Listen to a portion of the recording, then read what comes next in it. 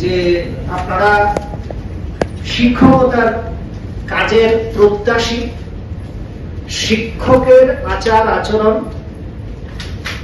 যে ধরনের হয়, নিয়ম মেনে চলা একজন শিক্ষকের একটা গুরুত্বপূর্ণ কর্তব্যের মধ্যে পড়ে। আপনারা নিয়ম মেনে চলুন এবং আমাদের প্রসপেক্টাস কাম ইনস্ট্রাকশনে যে নিয়মাবলী ছিল সেই নিয়মাবলীগুলোকে আপনারা মান্যতা দিন।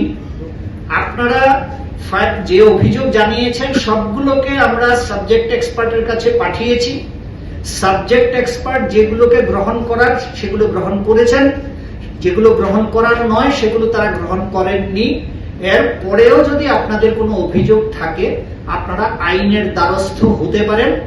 আমাদের পক্ষে ফাইনাল আনসার কিতে কোনো পরিবর্তন করা সম্ভব নয়, এই অধিকার আমাদের নেই।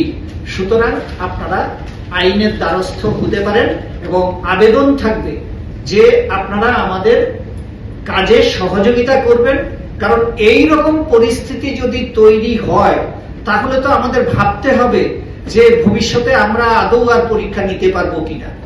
কারণ প্রতিদিন যদি এরকম ভাবে গন্ডগোল হয় এবং আমাদেরকে হুজ্জতির মুখোমুখি হতে হয় তাহলে আমাদেরকেও তো চিন্তা ভাবনা করতে হবে যে ভবিষ্যতের পরীক্ষাগুলো আমরা নেব কি নেব না বা নিতে পারবো কিনা আদৌ।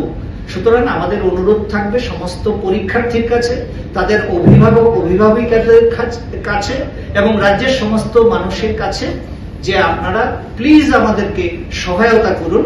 আপনারা নিয়ম মেনে চলুন এবং আইনের দ্বারস্থ আপনারা হতে পারেন। আমরাই তো বলছি আপনারা আইনের দ্বারস্থ হন, কারণ এর বিকল্প রাস্তা আমাদের কাছে নেই।